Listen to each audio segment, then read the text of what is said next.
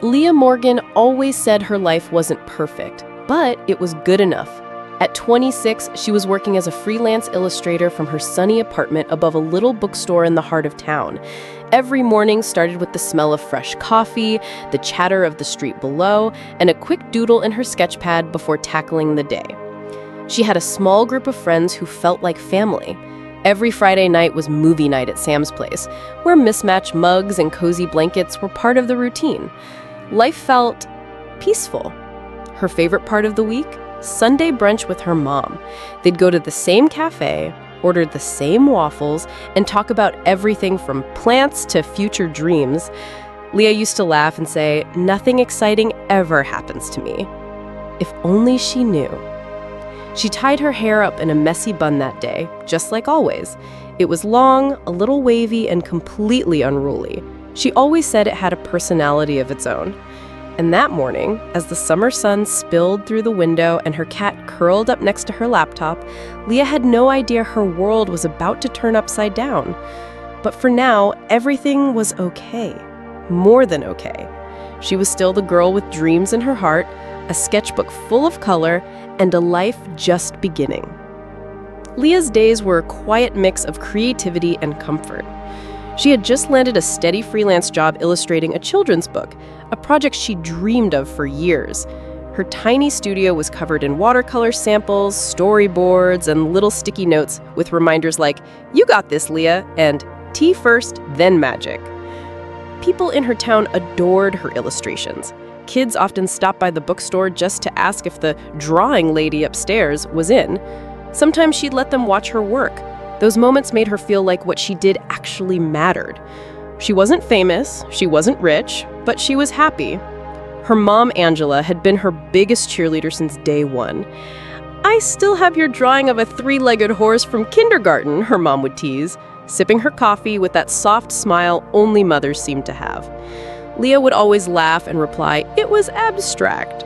She also had Sam, her childhood best friend turned adopted sibling. He was the kind of friend who showed up with bubble tea when she was sad and told bad jokes until she smiled. He didn't get art, but he got her, and that was enough. As the weeks passed, Leah found herself dreaming about bigger things, starting an online shop maybe, teaching a class, maybe even traveling. "Next year, I'm going to take a trip. Somewhere random, somewhere wild," she told Sam one night, twirling spaghetti on her fork. "I'll believe it when I see your passport stamped," he smirked. Life was unfolding slowly, like a sketch before the final lines go in. Everything wasn't perfect, but it was real. And Leah, she was starting to feel like she was finally becoming who she was meant to be. That morning felt just like any other. Leah stretched in bed, her cat Muffin curled up like a cinnamon roll by her side. The window was open, letting in that gentle summer breeze that always made her feel alive. She had a list of things to do. Checkmark, finish 2 illustration pages. Checkmark, call mom. Checkmark, walk to the cafe for a new sketching spot. But something felt slightly off. Not bad, just a weird tiredness she couldn't shake. "Maybe I stayed up too late again," she thought, rubbing her eyes. Still, she powered through. She added some bright yellow sunflowers to one of her illustrations, her favorite flower. "They always face the sun," she murmured with a smile. Later at the cafe, she met Sam for a quick coffee. He tilted his head. "You okay? You look pale." "Gee, thanks," she chuckled, brushing him off. "Just tired, been drawing nonstop." They laughed about old memories, talked about a cartoon idea they used to dream up as kids, and shared a chocolate croissant like always. The sky was soft blue. Her life felt simple. She didn't know it would be the last day she'd feel this version of normal. That evening, as she got ready for bed, she looked at herself in the mirror. Her hair was messier than usual, her eyes a bit dull. "Maybe I just need sleep," she whispered, rubbing her hair.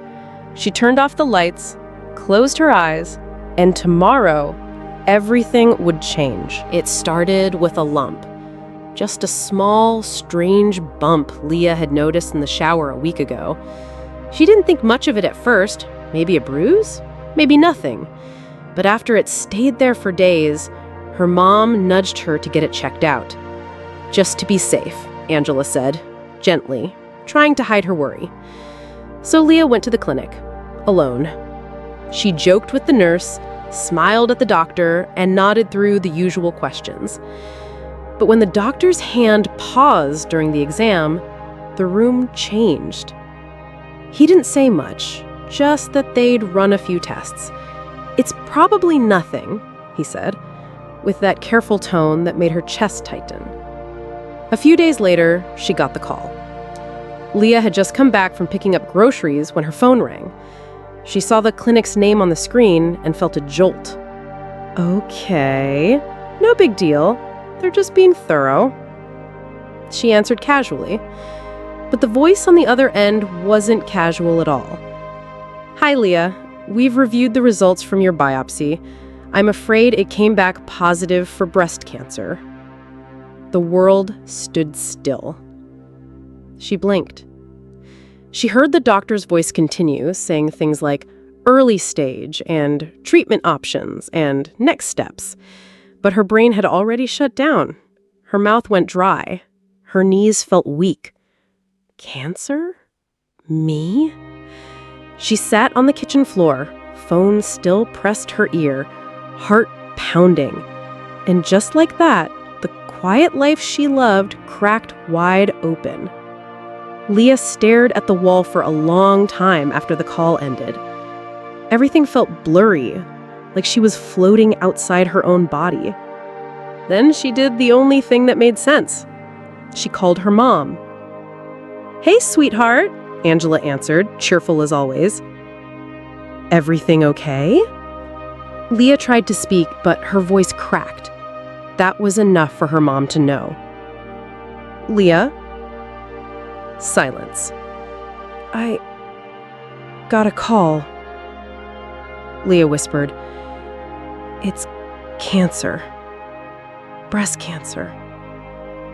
She heard a sharp inhale through the phone, followed by nothing, just quiet. Angela didn't speak for a full 10 seconds. Then, in the calmest voice Leah had ever heard, she said, "Okay. Okay.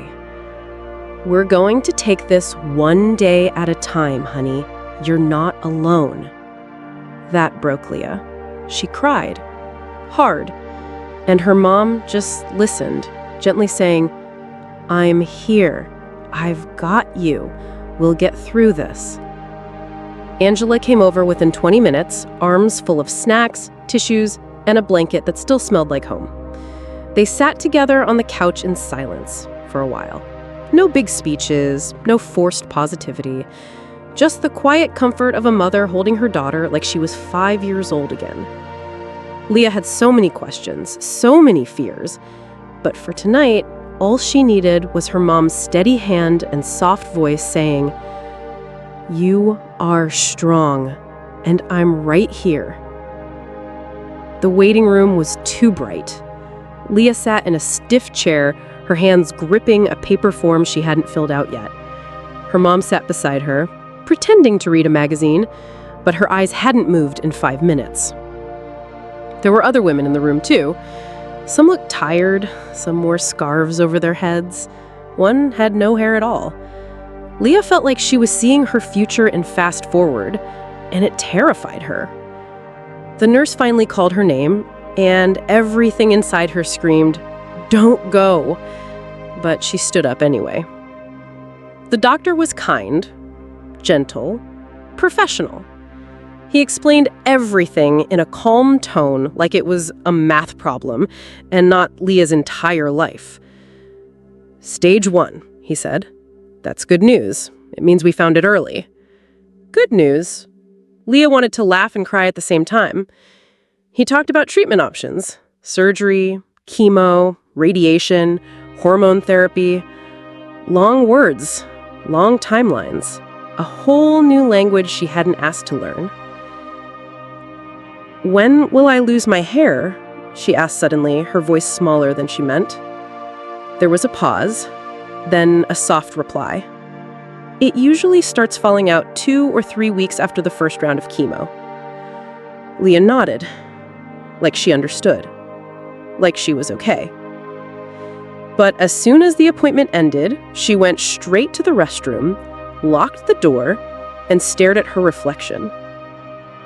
She touched her hair, pulled it gently. Still there, but not for long. The next morning, Leah sat at her desk with a blank notebook in front of her. She had cried enough the night before. Today, something inside her had shifted. If I'm going to fight this, she thought, I want to do it my way. So she made a list. Not a list of medical appointments or prescriptions, but a real, personal, messy, human list. At the top, in big, bold letters, she wrote, "Things I'll do while kicking cancer's butt. Softly and with style. 1. Cut my hair before it falls out, on my own terms. 2. Start journaling everything, even the scary stuff. 3. Let people help me, even when it feels awkward. 4. Draw something every single day. 5. Tell Sam he's not allowed to treat me like I'm breakable. 6. Bake a ridiculous amount of muffins. 7. Smile at strangers. 8. Cry when I need to, but only on Wednesdays. Kidding. Sort of. 10. Wear lipstick to chemo. 11. Remember, I'm still me." She looked at the list and laughed through tears. It wasn't perfect. Neither was she, but it was a start. And somehow, having a plan, any plan, made the fear just a little quieter. Later that day, she told Sam. He showed up with donuts, "You're still you" hoodie, and no pity, just presents. "I'm in your corner," he said, raising his pinky. They pinky swore like they were kids again. That night, she stuck the list to her bedroom wall.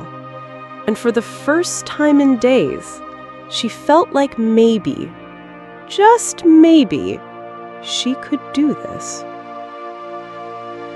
Leah stared at her reflection.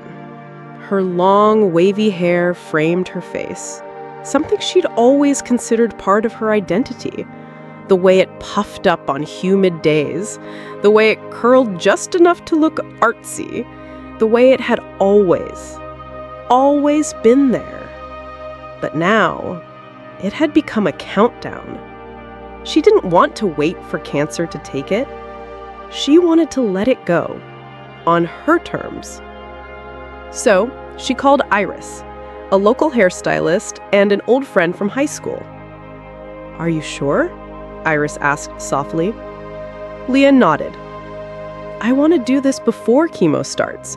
I want to say goodbye, not watch it fall." They set up a small corner in Iris's home salon, cozy with fairy lights and music playing softly in the background. Sam came too, quiet, supportive, holding a little Polaroid camera. They started slow. A photo of Leah with her full hair. Then the scissors came out. Snip. One lock fell. Then another. Leah's hands shook at first, but soon the fear gave way to peace. She chose a short, messy pixie cut. Light, breezy, bold. When Iris spun the chair around to let her see it, she blinked at the mirror. Who is she? She wasn't sure, but she liked her. She ran a hand over her head and smiled. It wasn't sadness, it was release, a quiet kind of bravery. Sam handed her the Polaroid. "You look like someone who's about to win a battle," he said. Leah grinned. "Well, let's hope she does." Leah woke up early. Too early. Her alarm hadn't even gone off yet.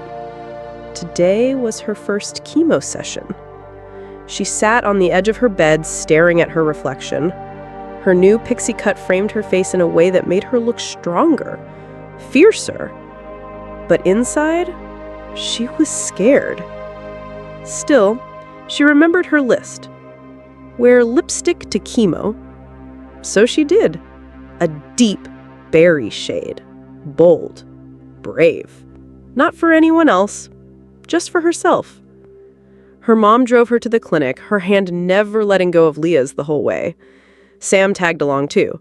Backpack stuffed with snacks, books, and a playlist labeled Leah's Warrior Soundtrack. When they arrived, the room was quiet and clean. Reclining chairs lined the walls, each one occupied by someone fighting their own battle. The nurse greeted her with a kind smile and gentle hands. First time? Leah nodded. The IV went in. The meds started flowing. She expected to feel something instantly, a burning, a shift, but it was mostly quiet. Her thoughts were louder than anything. What if it doesn't work? What if I'm too weak for this? What if I don't feel like me anymore? Sam handed her headphones. She put them on, closed her eyes, and let the music carry her. 2 hours later, it was over. She felt tired, not just in her body, but in her soul. But she had done it. As they walked out, the nurse handed her a tiny pin shaped like a sunflower. For being brave on day 1, she said. Leah smiled. She put it on her bag and whispered, "One day down, I'm still standing." The side effects hit fast. By the 3rd day after chemo, Leah felt like her body didn't belong to her. Everything ached. Food tasted like cardboard. Even her favorite music felt too loud. She didn't feel strong. But just when the world started to feel small and gray, a little spark showed up. It started with one sticky note on her bedroom mirror. "You got through yesterday. That means you can get through today." From Mom. The next morning, there were 2.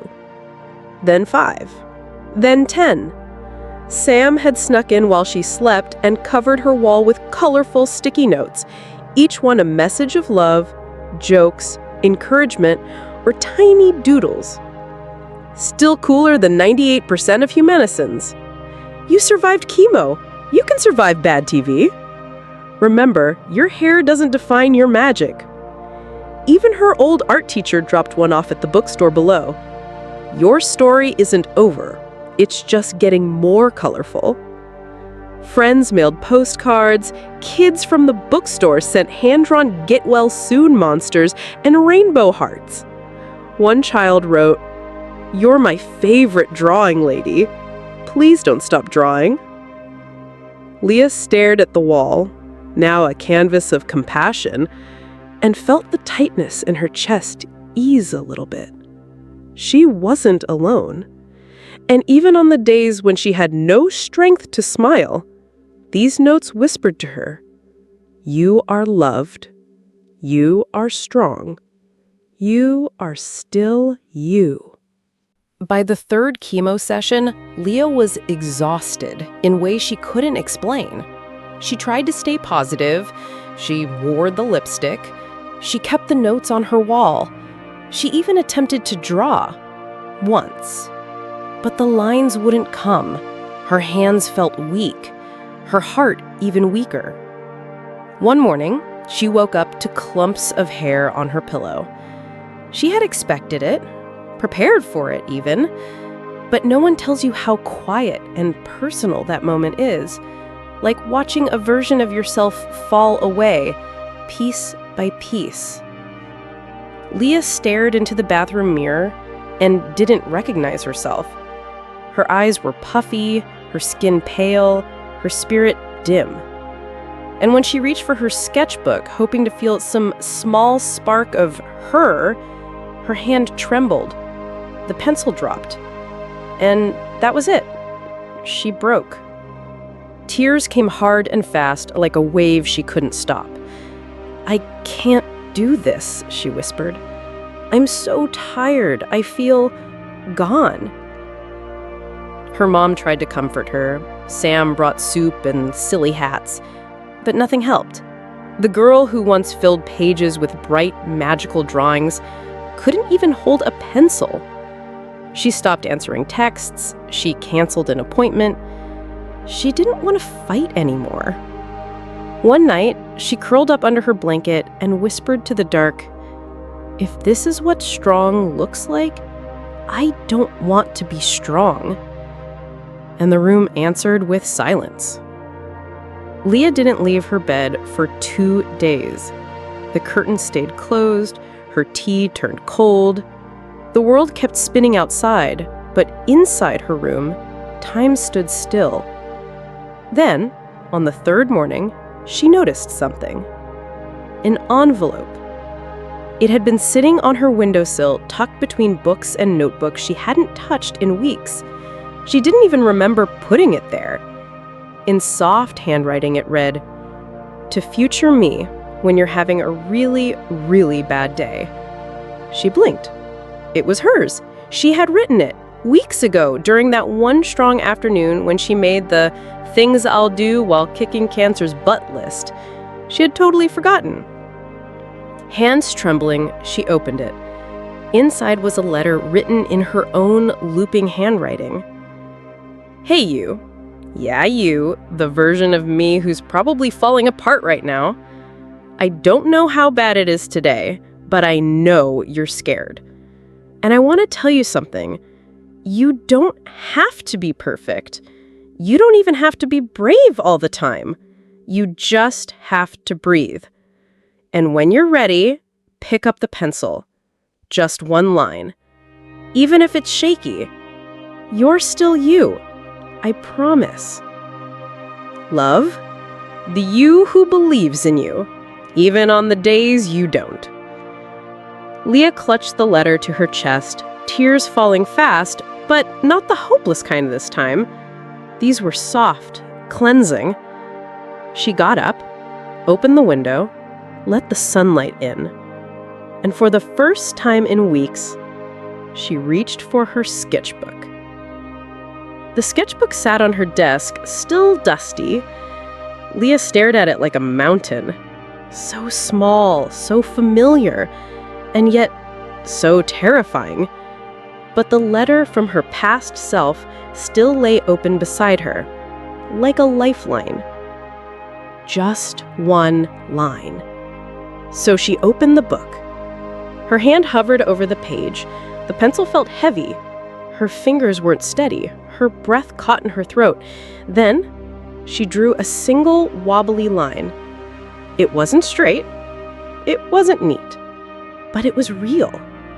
And something about it, about choosing to start even without the strength, made her chest loosen just a little. The next line came easier. Then a circle. Then a soft, sleepy cat. Muffin, her real cat, stretched out beside her as if approving of the attempt. Leah kept going, slowly, gently, no pressure, no perfection, just presence. Hours passed. Outside, the world didn't notice, but inside, a small part of Leah began to light back up. She didn't finish a masterpiece. She didn't feel better. But for the first time in a long while, she felt connected to herself again. And it all began with one shaky line. The doctors called again. After months of treatment, chemo, exhaustion, hair loss, endless hospital visits, there was one final decision to make. A second scan had shown some lingering traces. Not a relapse, not a disaster, but enough of a shadow that her doctor said, "We recommend a full mastectomy." Leah froze. She had done everything. She had fought hard, stayed strong, tried to keep smiling, even when her world felt like it was cracking. But this felt like too much. Losing her hair had been hard, but this felt like losing herself. She stared into the reflection in the mirror that night, Her hair was growing back now, short, soft, and patchy, but something about her eyes had changed. They were tired, but clearer, stronger. "Am I still going to feel like me?" she whispered to the silence. She didn't get an answer, but she did hear Muffin meow from the bed behind her, soft and steady, like a reminder she wasn't completely alone. Leah sat down and opened her journal. She didn't write anything deep, just a question. What's more important, who I used to be, or the chance to keep going and become someone new? The next morning, she called her doctor. Her voice was quiet, but steady. She said, "I'm ready. Let's do the surgery."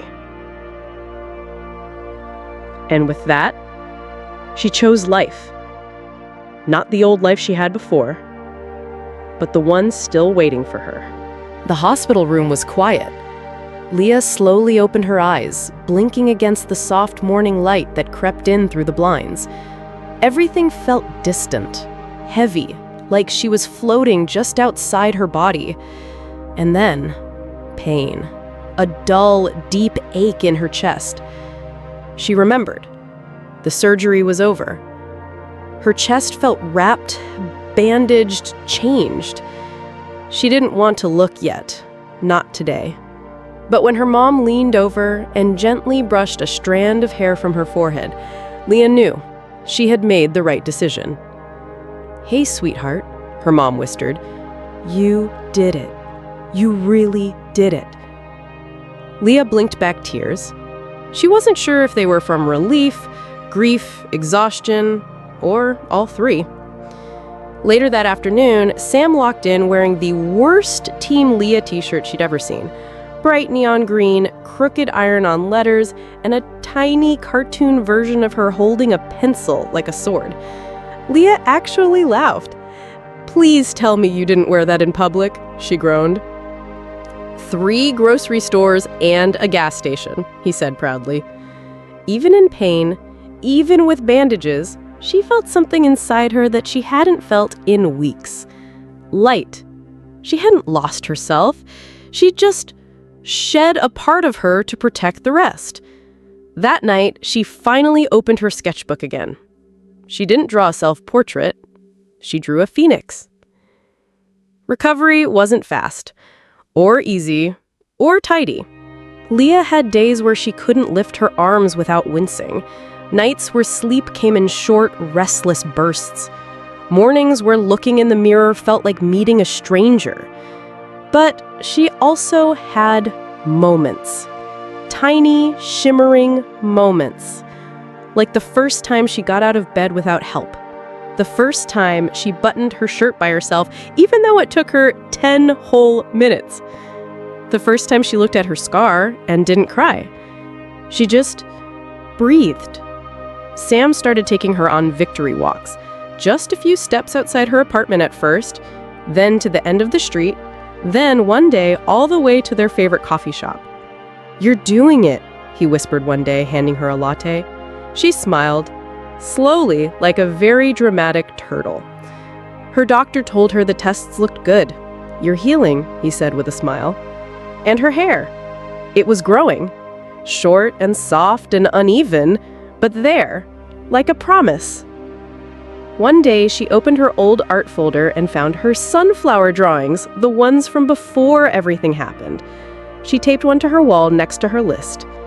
"Still facing the sun," she whispered. Step by step, Leah was coming back to life. It was raining outside. Not a storm, just that soft, steady kind of rain that makes everything feel still and thoughtful. Leah sat by the window, wrapped in her favorite sweater, sketchbook open on her lap. Her hair now curled just slightly at the ends, a little thicker, a little longer, a little wild, like it remembered who it used to be. She was different now, and not just on the outside. She had scars, physical and emotional, but she had strength too. Real strength, the kind that doesn't shout, the kind that just keeps showing up. She looked around her apartment, her sticky note wall still up, her sunflowers still taped beside it, and a new drawing pinned to the center. A woman rising from a messy sketch of ashes, half phoenix, half girl, with short hair and fire in her eyes. She smiled. Later that day, she had a checkup, routine, but this time she walked into the clinic without fear sitting in her chest. She sat down in the same chair where it all started. The nurse smiled and said, "You look good, Leah." And she did, not because of makeup or clothes or hair, but because she had lived through it, felt everything, lost and found herself, and grew back stronger from the roots to the heart. That night, she added one final sticky note to the wall. "The strongest I've ever been is right now." Spring arrived without asking permission. One morning, Leah opened her window and the world smelled different. Fresher, brighter, like something had finally been washed clean. The trees outside were dotted with new green. Birds returned to the balcony.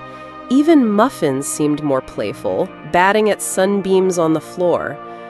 Leah stretched, sore but steady, and stood in front of the mirror. Her hair had grown longer, still short, still a little uneven, but soft and real and hers. She ran a hand through it and smiled. She was going outside today, not for a checkup, not for treatment, just to be. She met Sam at the weekend market downtown. They hadn't done something this casual in months. He handed her a sunflower in a mason jar and said, "For your studio." She bought herself a fresh sketchbook.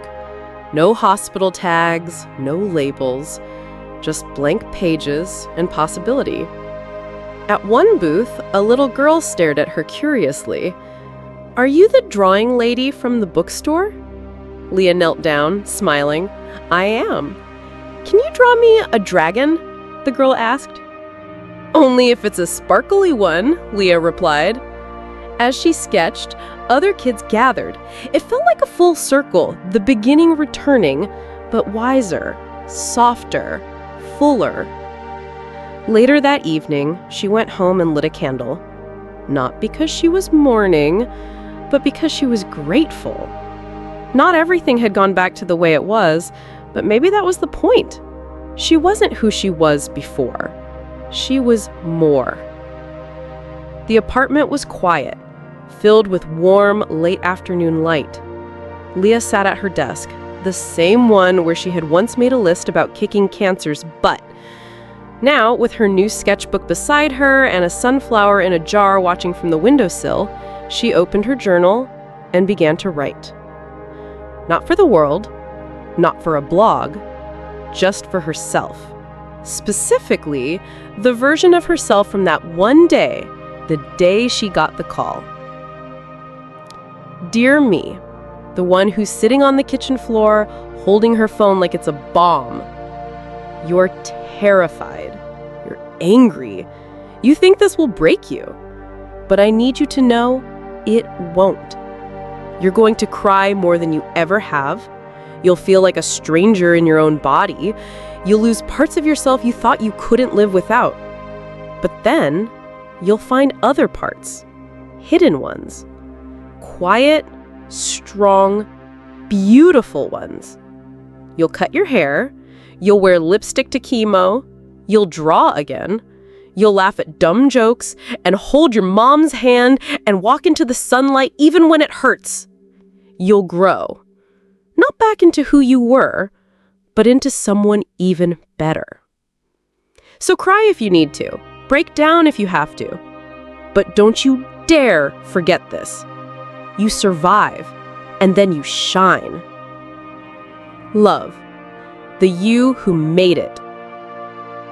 She folded the letter and tucked it into the back of her sketchbook.